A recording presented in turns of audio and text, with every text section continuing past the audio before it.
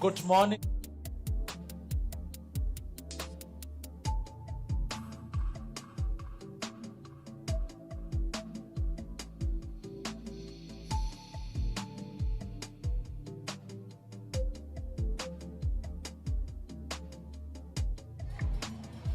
Good morning, members. We will request members to please be seated.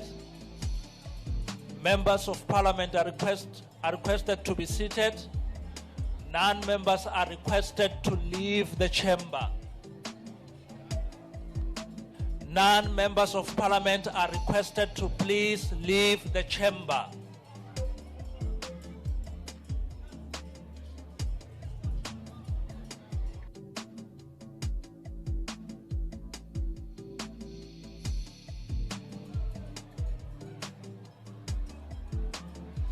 Officials are requested to please leave the chamber.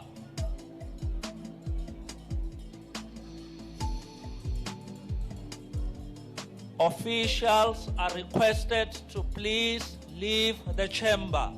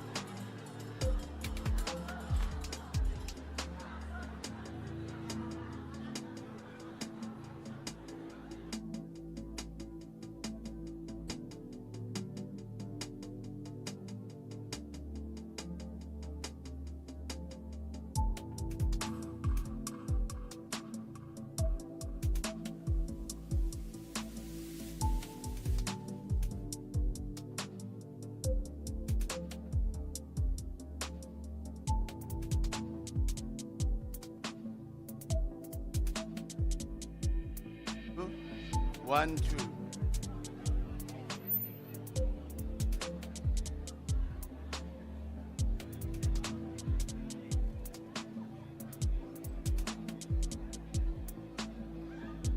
Okay.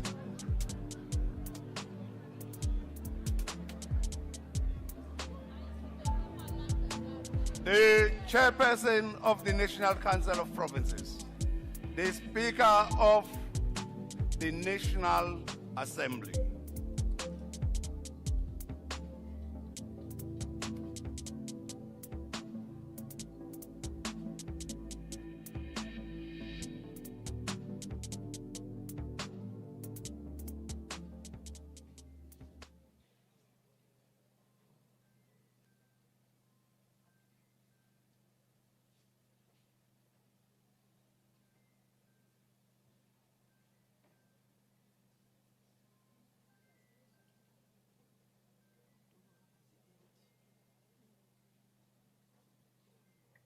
There will now be a moment of silent prayer and meditation.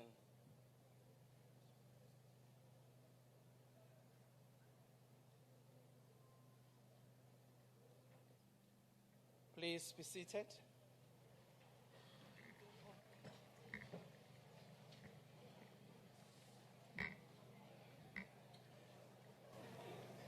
The Secretary will read the order of the day.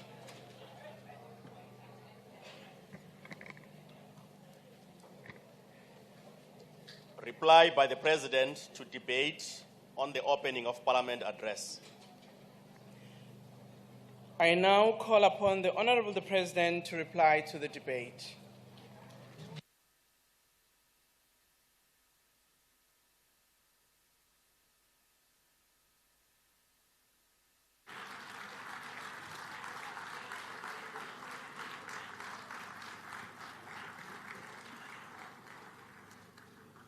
Thank you.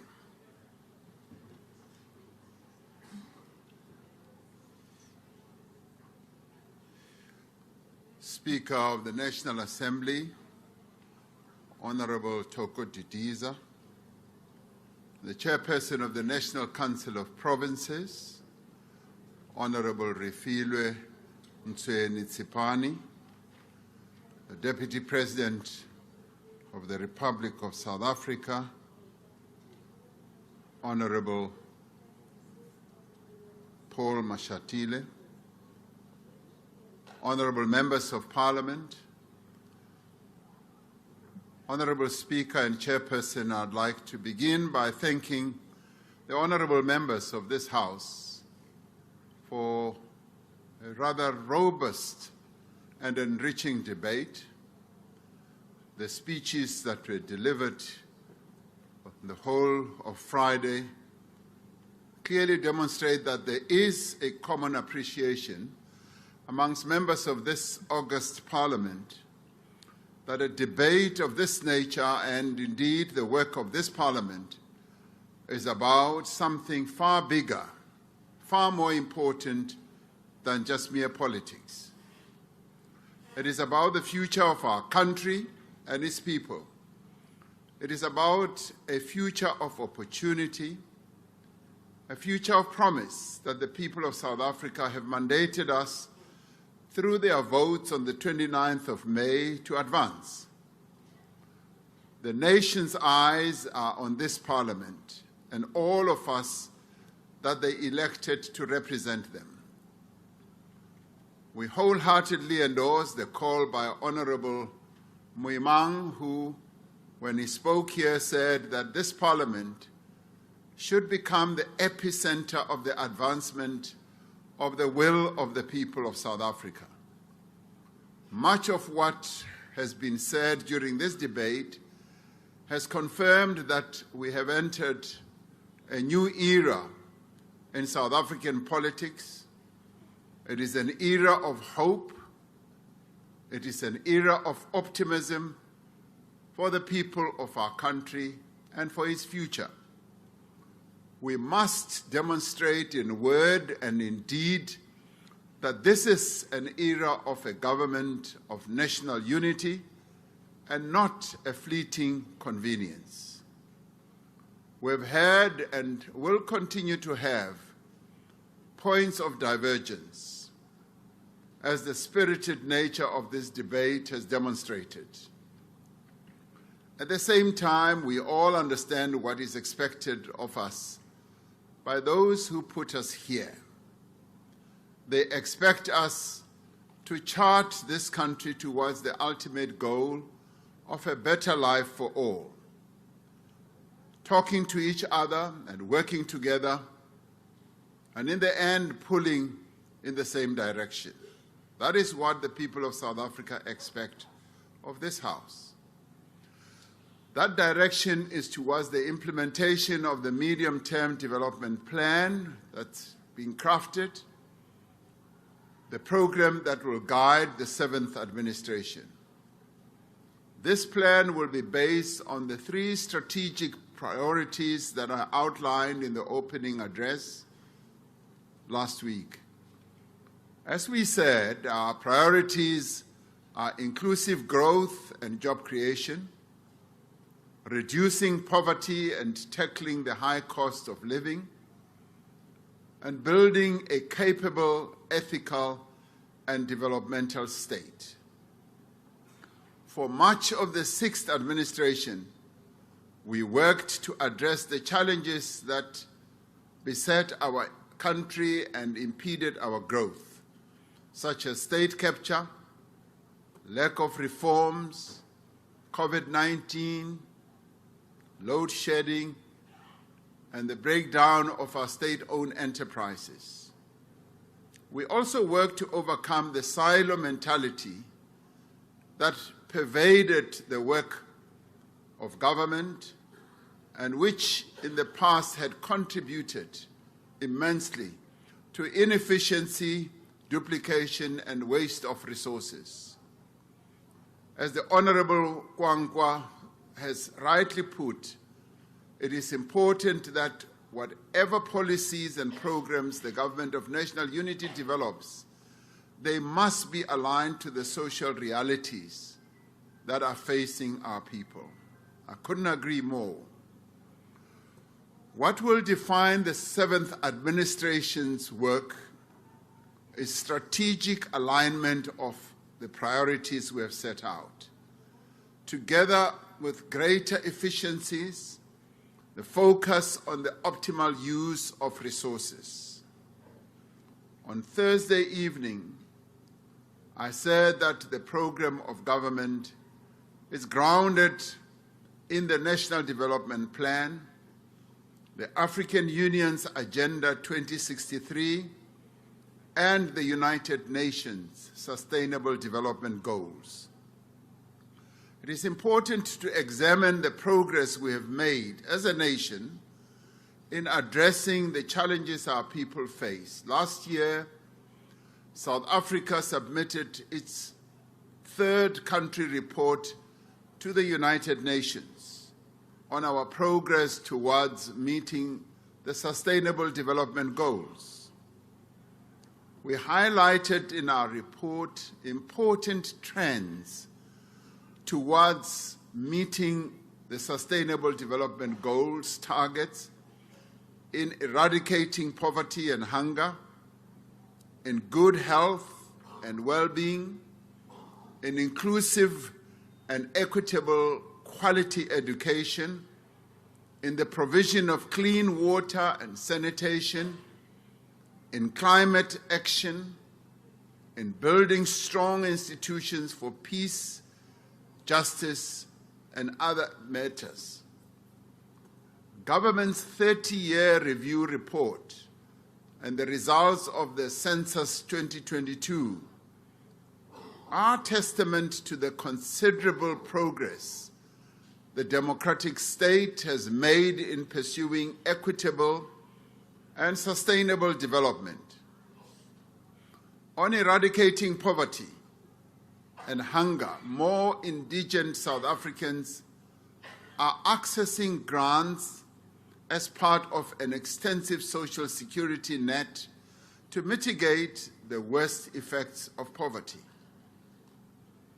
As I said in the opening address, in focusing on reducing the cost of living, local government must strengthen its implementation of the indigent policy so that the old, the infirm, and the poor are able to get assistance with the payment of basic services. 60% of our national budget, as we know, is spent on the social wage and programs vital to reducing poverty and supporting the poor. This we do so that we can continuously make efforts to give our people a better life. When the worst global health emergency in modern times struck in the form of COVID-19, we were able to shelter society's most vulnerable through the provision of COVID grants, a scheme to support workers' wages, and support to businesses affected by the lockdowns.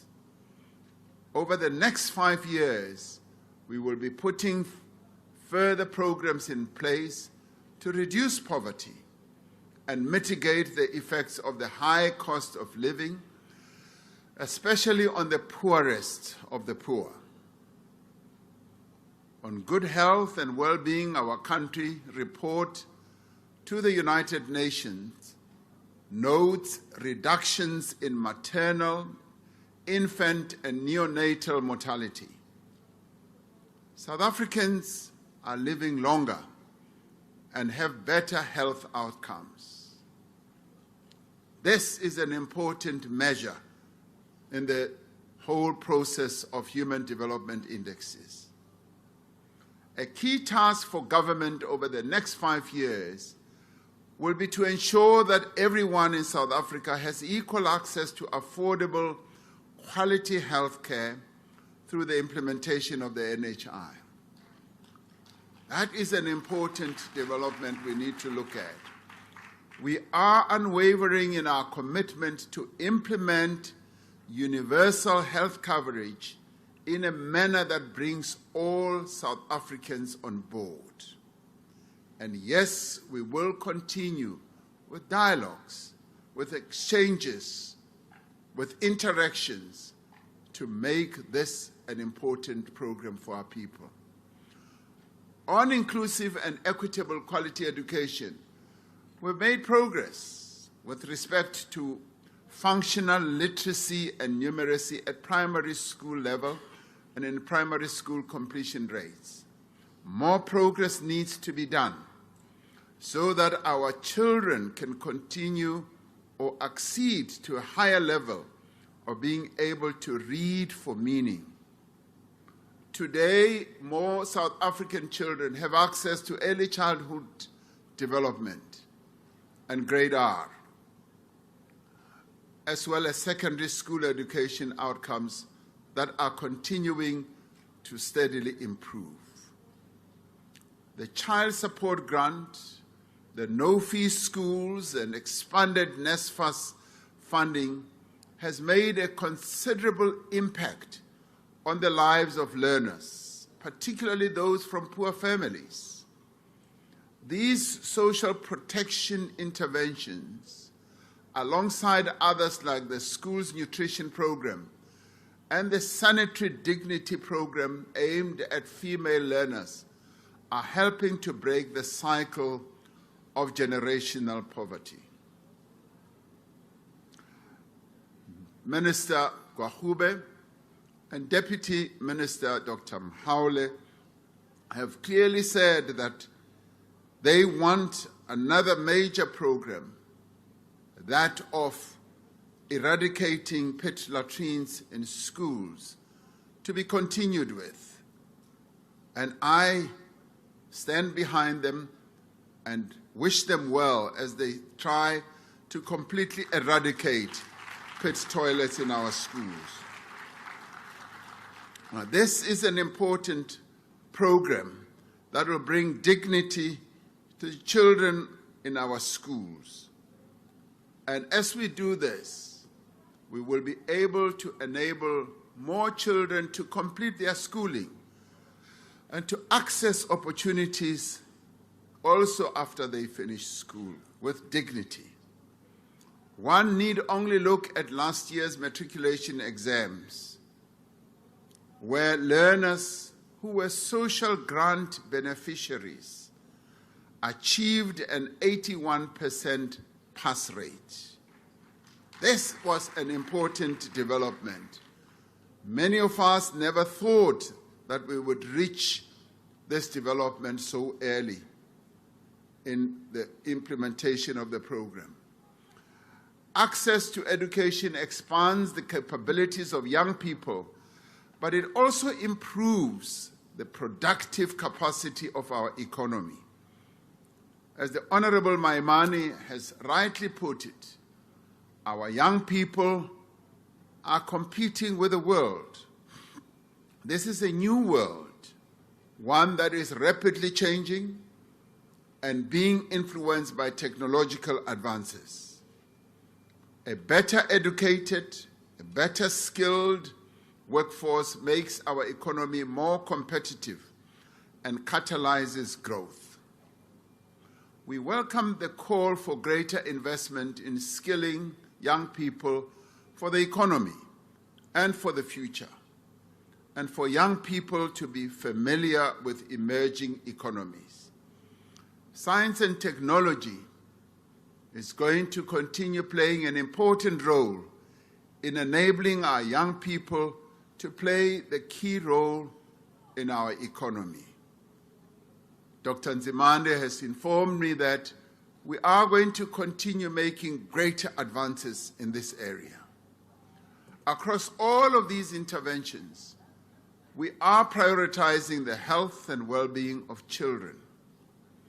But we need to sustain advances we have made over the last 30 years by improving maternal and child health care, tackling malnutrition and stunting, improving early childhood education, and ensuring universal access to clean water and sanitation. With respect to the Sustainable Development Goal on the provision of basic services, 84% of South African households now have access to piped water. There may continue to be challenges in a number of areas in our country, but we now have a better understanding of the water architecture in our country and now know more fully what needs to be done.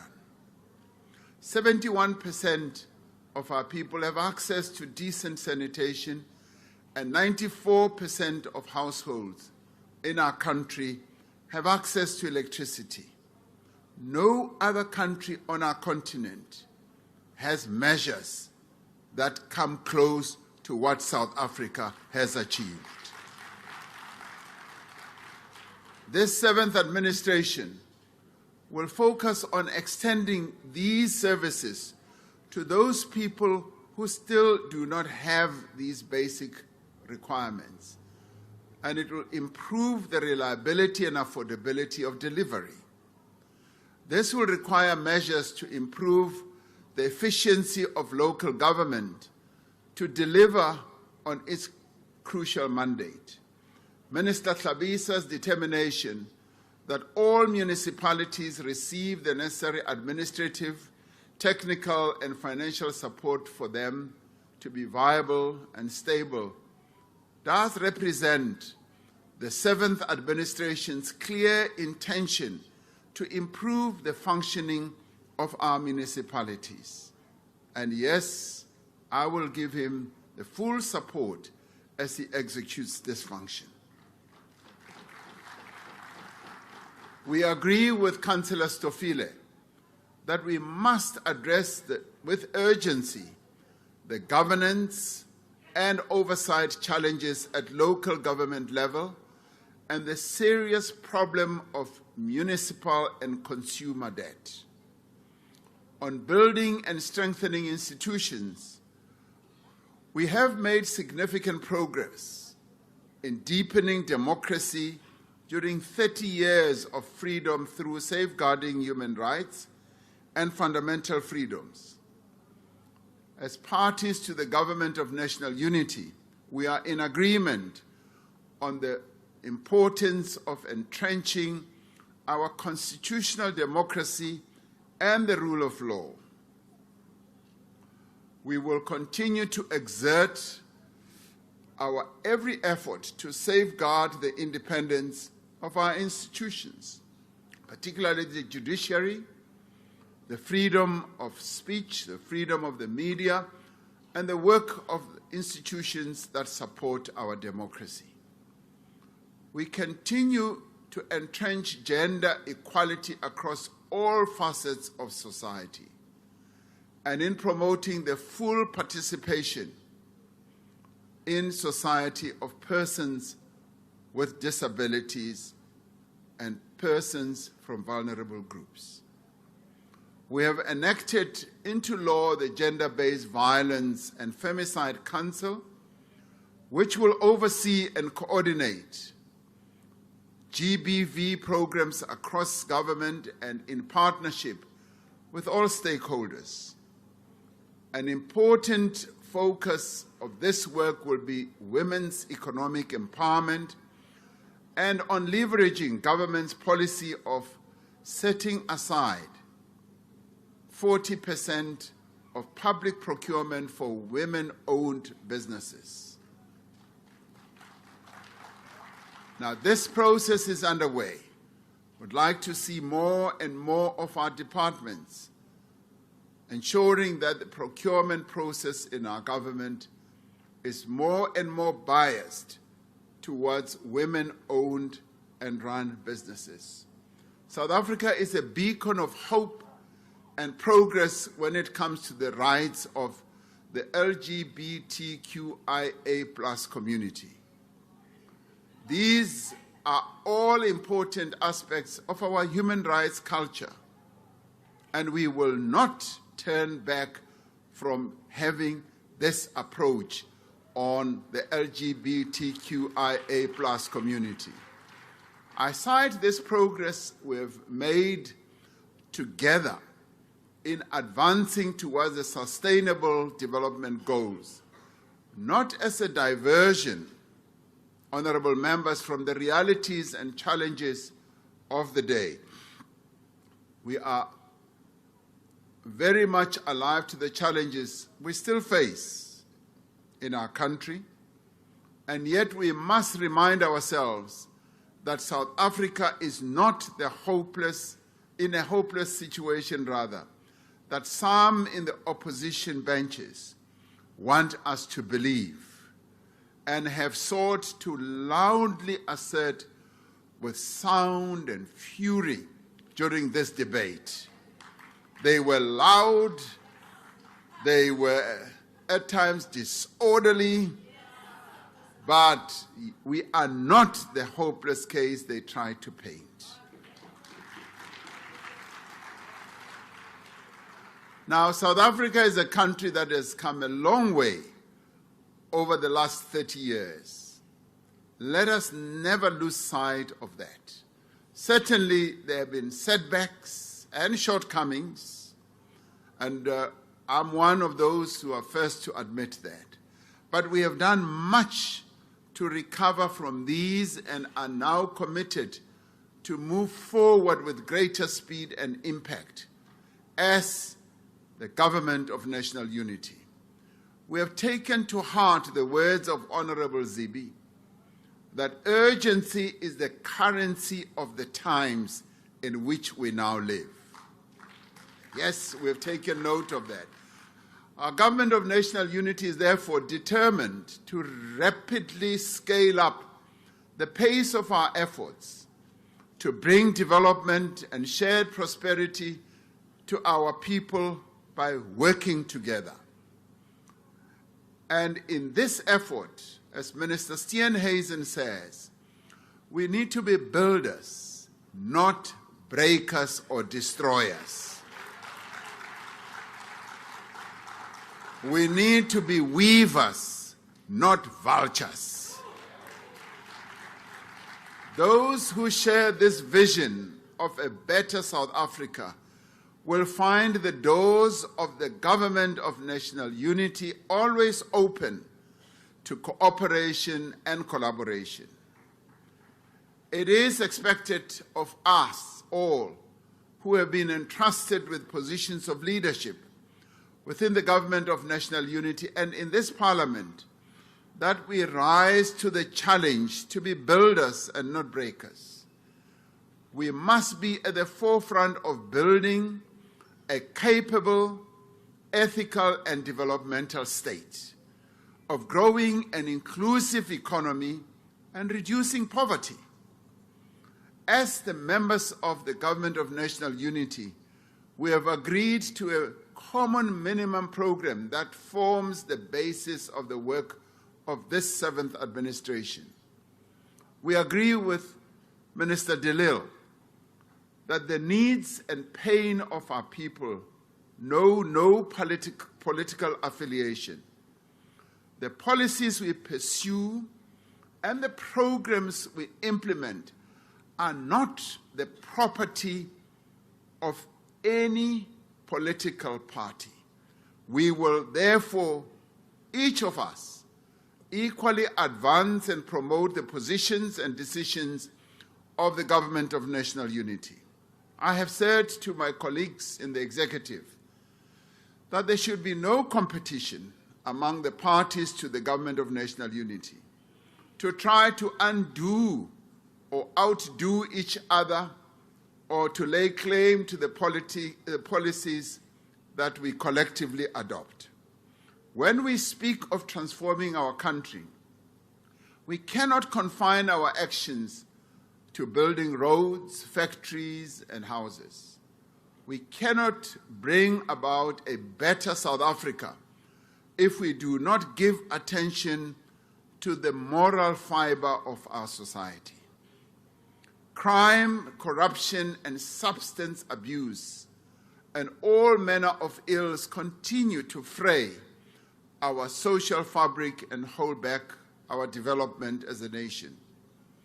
Across our nation, the disintegration of family has become a common feature. Some 60% of South African children don't live with their biological fathers, and women are often left to raise their children with no financial support from their fathers. The abuse of women and children, abuse of the elderly, and discrimination against persons with disabilities are a stain on our moral conscience as a nation. As we strengthen the capabilities of our law enforcement agencies to deal decisively with crimes against society's most vulnerable, we must intensify the work needed to prevent such crimes in the first place. Prevention begins in our homes, in our communities, in our places of learning, in our religious institutions, and importantly, also in the media. We have strayed from being a society that both cherishes and advances equal opportunity. The values of hard work, study, perseverance, steady progression, and entrepreneurship have been replaced by a get-rich-quick mindset.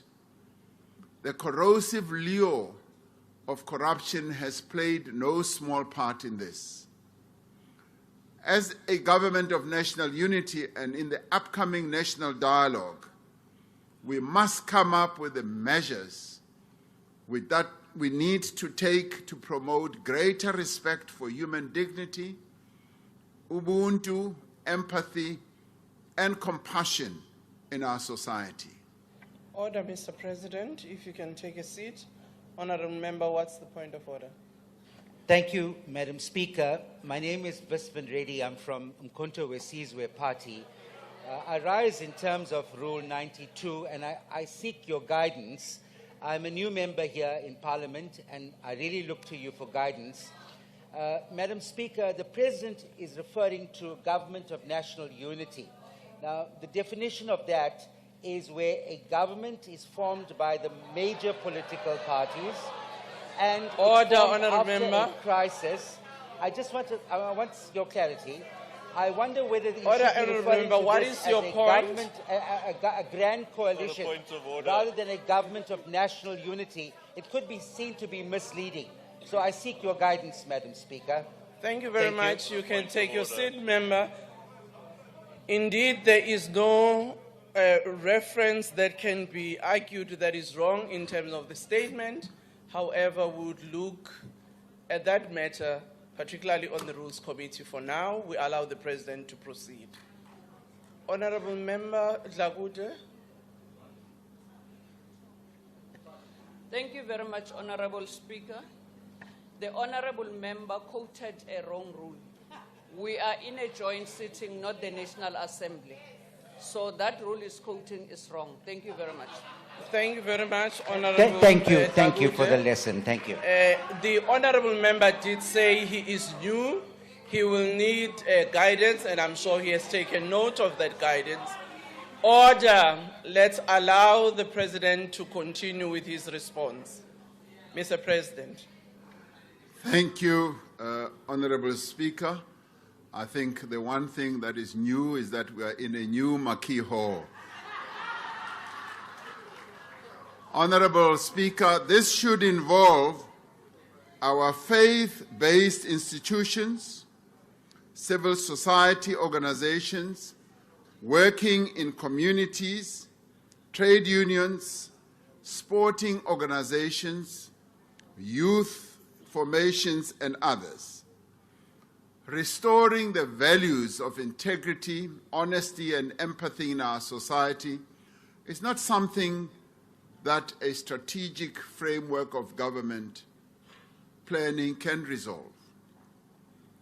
It is an all-of-society effort, which we must all be part of.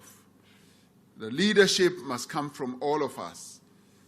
Just as we have a responsibility to stand firmly against racism, sexism, homophobia, ethnic chauvinism, tribalism, and discrimination,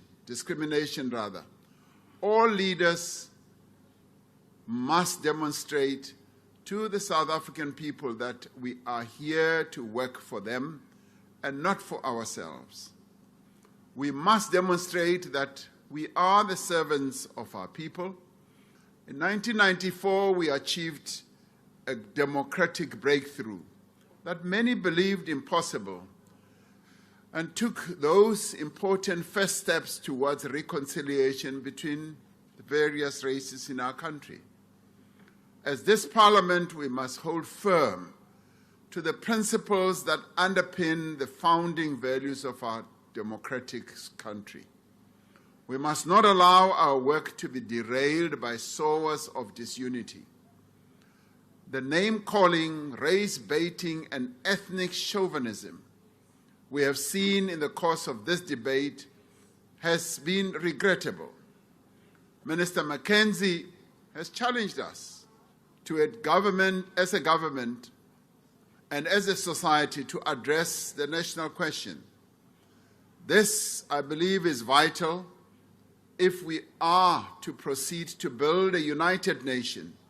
Not only do we need to have frank and honest conversations about how race continues to define the prospects of our people, but we need to pursue policies that resolve these contradictions in our economy and society.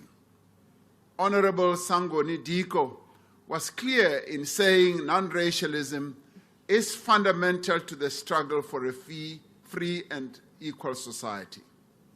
Non-racialism is not a concession. It is not an act of charity. It is something that we must continue to build so that we can achieve a South Africa that truly belongs to all who live in it. The task of building a non-racial society and a non-sexist society requires that we remove the material barriers that apartheid created to divide South Africans. This is why we have placed the task of inclusive growth and job creation at the center of the work of this administration. That is why we have stressed the relationship between growth and transformation. To undertake the necessary redistribution of wealth and opportunity, we do need an economy that grows and thrives. And to achieve growth, we need to mobilize capabilities, resources, and efforts of all South Africa's people. In South Africa, growth and transformation are two sides of the same coin. We cannot achieve one without the other. We should therefore not dismiss the vital importance of ensuring that, yes, we take measures that will benefit all the people of South Africa. It is important that we should not allow ourselves to be led into the false choice between policies that are supposedly pro-business or pro-worker. We stand for inclusive growth that creates employment and that enables businesses to emerge, to grow, and to achieve sustainable returns, be they privately owned businesses or state-owned businesses. We agree with Deputy Minister Hendricks that the private sector needs to take on the responsibility of opening up opportunities for unemployed South Africans, and we have insisted that employment creation must be one of the pillars of our partnership with business.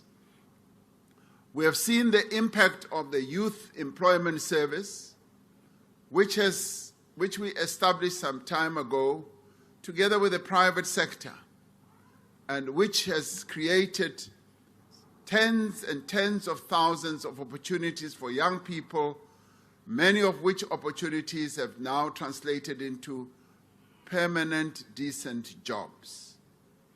We appreciate the value and the necessity of public programs that create work and livelihood opportunities. Minister Mantashe is right that if we are to meaningfully address the unemployment crisis, we will have to focus on the lower end of the labor market where mass employment is required.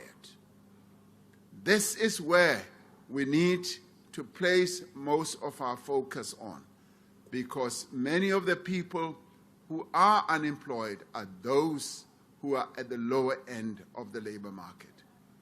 Honorable Shivambu says we are living in an alternative reality when it comes to job creation. For a taste of reality, he could visit some of the 23,000 schools across the country where more than 1 million school assistants have made a tangible difference in improving learning outcomes, supporting curriculum delivery, and improving classroom environment. As a person who is so well educated, who is also reading for his PhD, he will find it very useful just to go to some of the schools so that he can see what these young people are doing. We deployed these young people during COVID to go and assist in schools, and they did not have an experience in the world of work. As they were deployed, they started demonstrating their capability. They started showing how tech-savvy they are. They assisted older teachers in our various schools. And unlike some in this House, we see the economic and social value of the work and livelihood support that has been made possible by mass public employment programs. We see the impact of the 188,000 agricultural input vouchers that have been issued to small-scale farmers to expand their production and support food security. As Minister Nyoncho says, we need to act with more resolve, more resources, and more emphasis to correct the historic injustice of land dispossession and provide people with access to land and the means to work it. We see the vital importance of the initiatives described by Premier Lessufi to provide finance, skills, technology, and infrastructure to grow township economies and create jobs.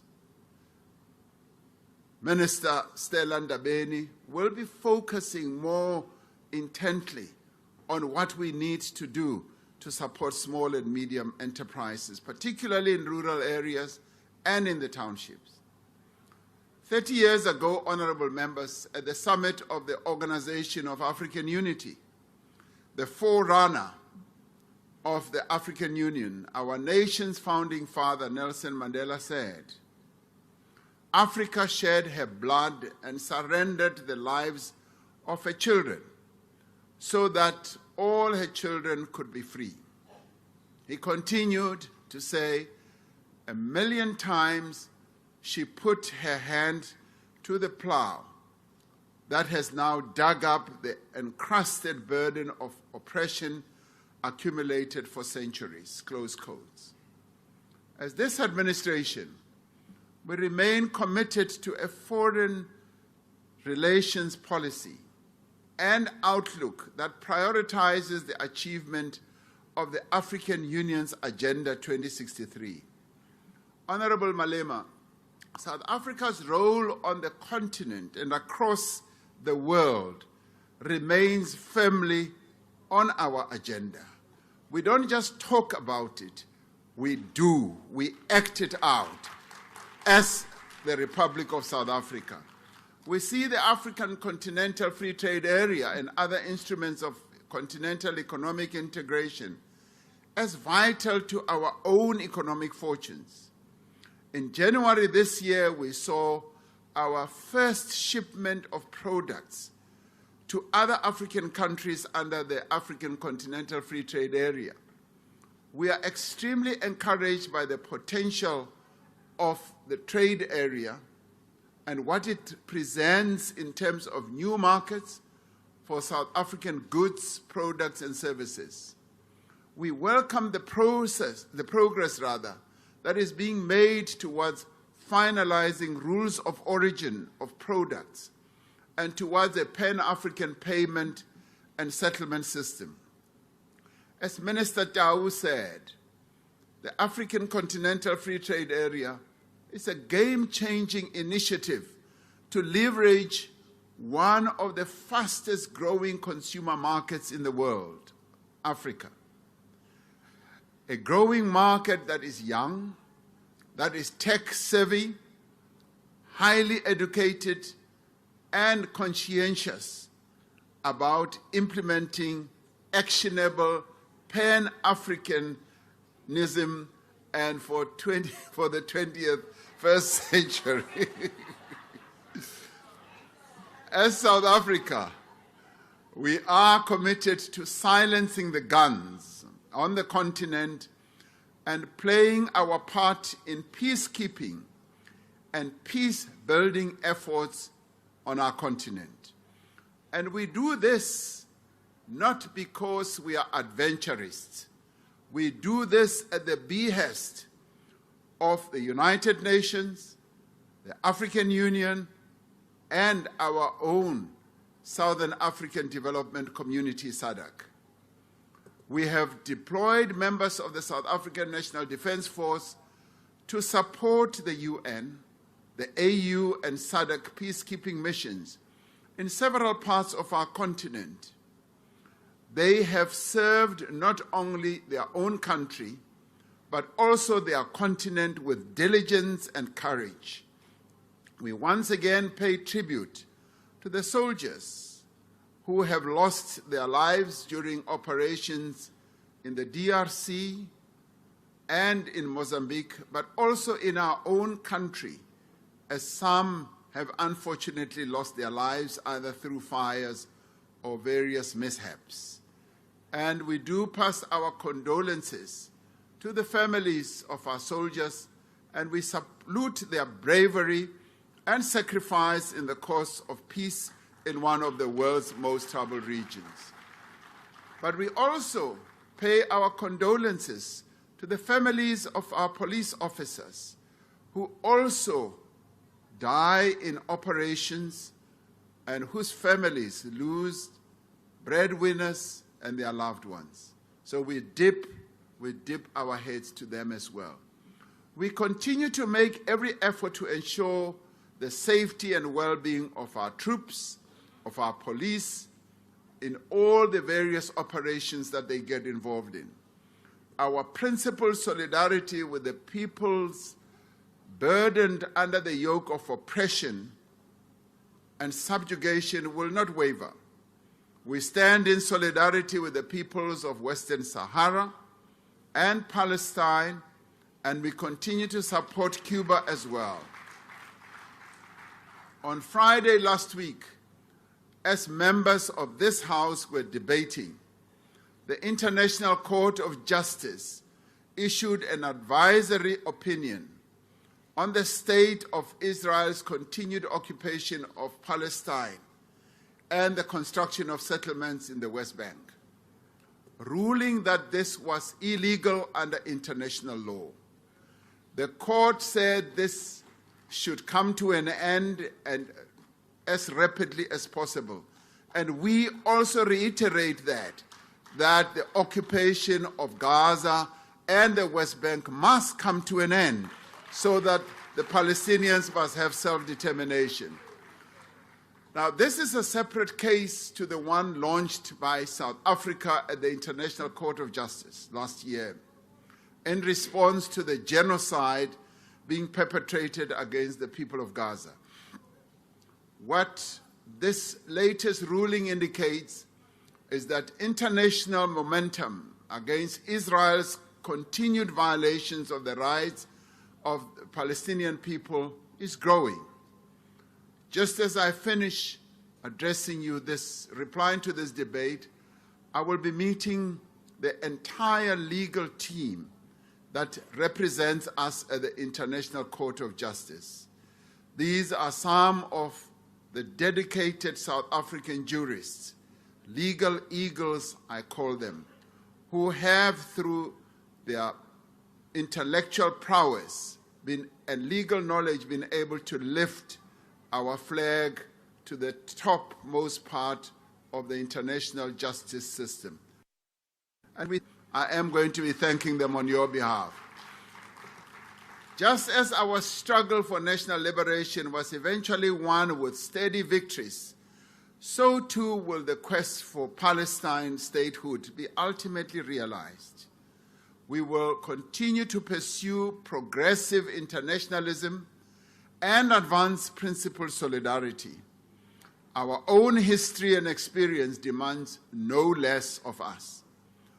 On global platforms, we will continue to push for the reform of the institutions of global governance, including the reform of the United Nations Security Council, so that they are better able to reflect and to represent those areas of the world that do not have a voice, particularly our own beloved continent.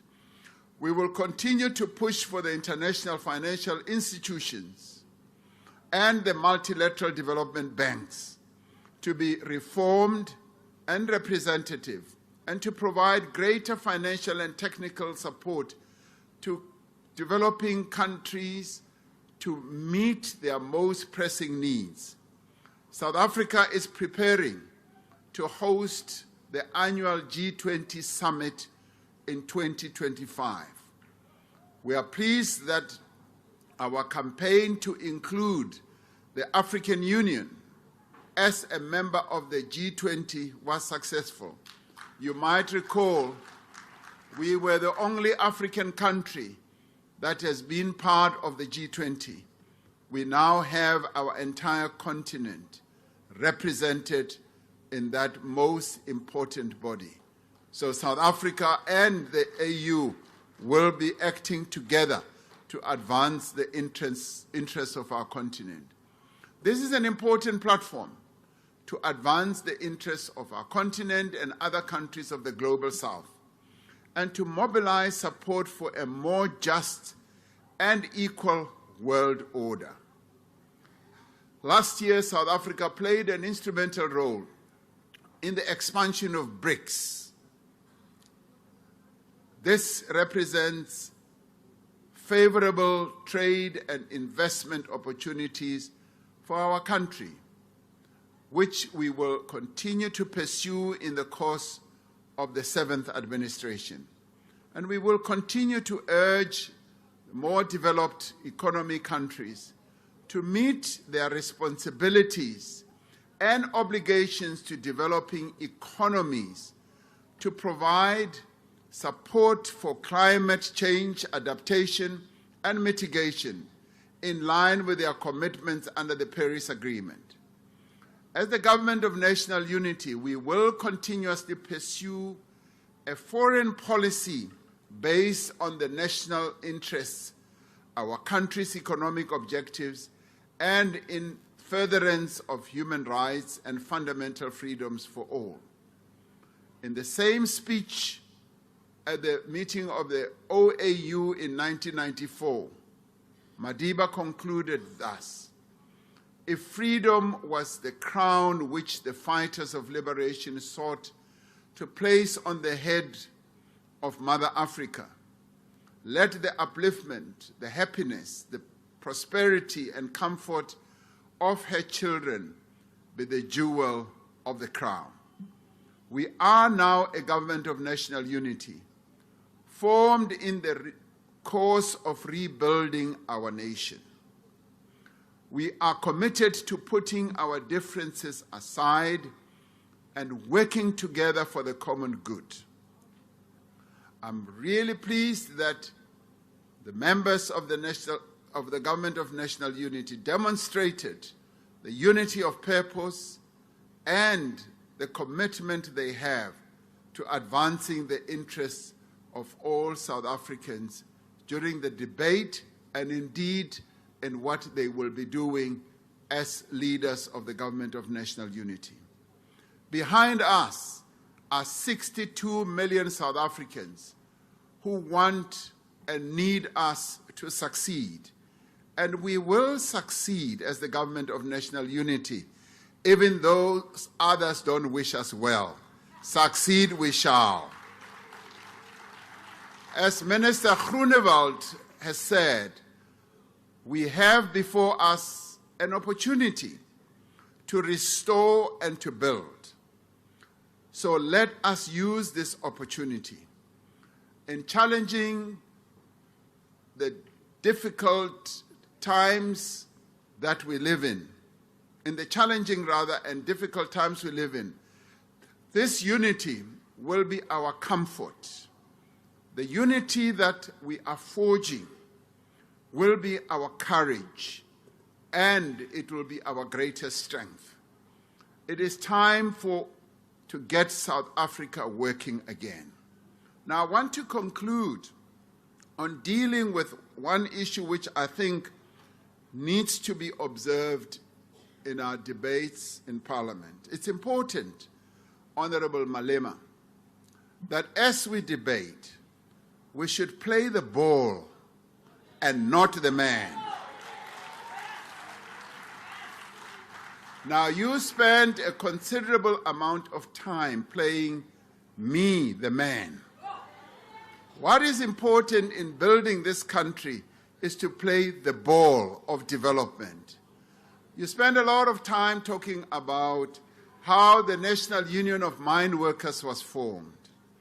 I would like you to read some books, but more importantly, I would like you to spend time to talk to people like Gwede Mantashe, who was a miner, who was one of the first members of the National Union of Mine Workers.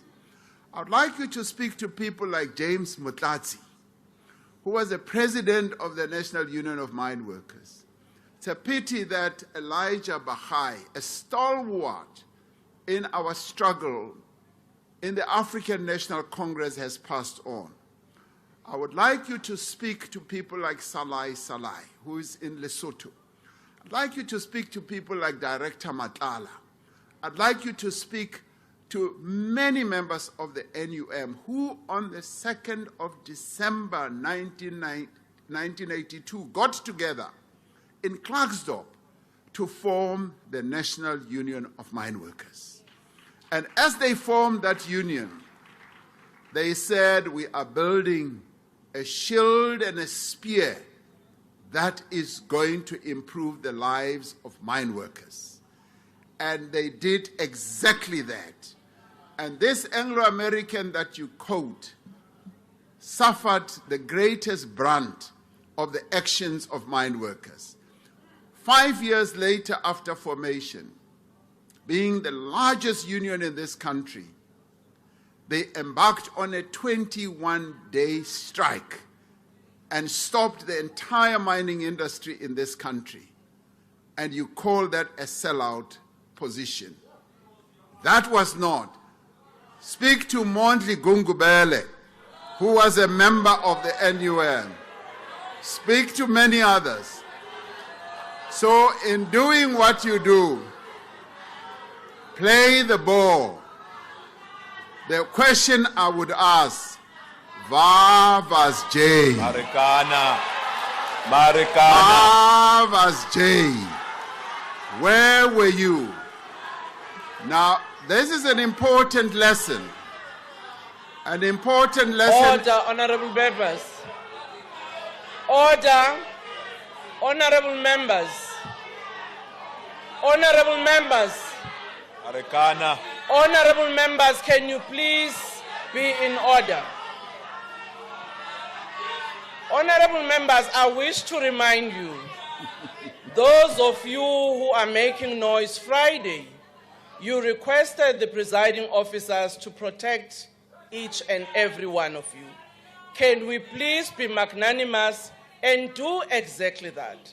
If you have got a point of difference, a point of debate, You have an opportunity when you take the platform in the debates to do so. Can we please allow the President to finish his address?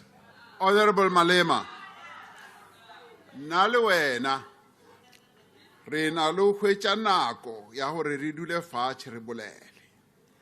Ke nyaka gore re iphe nako mokgomana, mošabi, re ke re dule fatshe re bolele ka politiki, gagolo politiki yane ya kgale e ke bonang gore a o e kwešišiše gabotse, e ke bonang kare o na le wa itse wa fatlhega.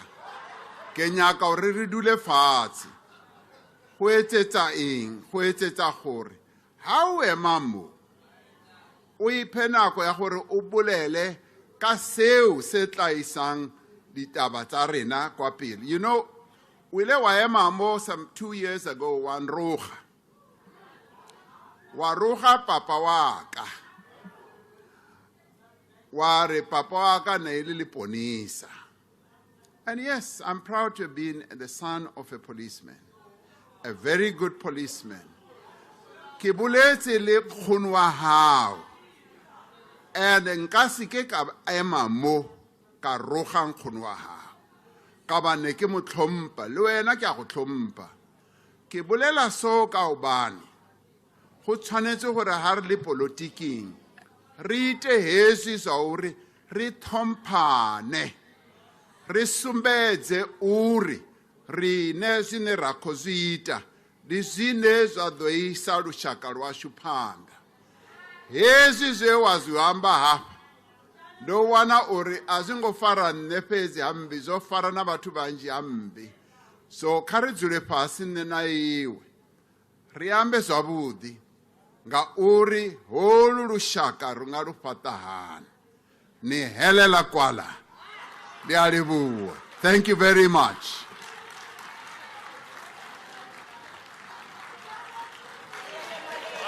I wounded Buffalo.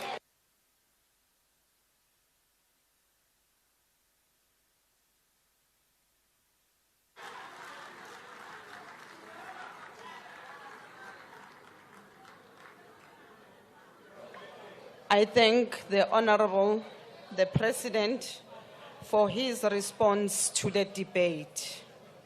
Honorable members, that concludes the debate on the opening address and business for the day. The joint sitting is adjourned.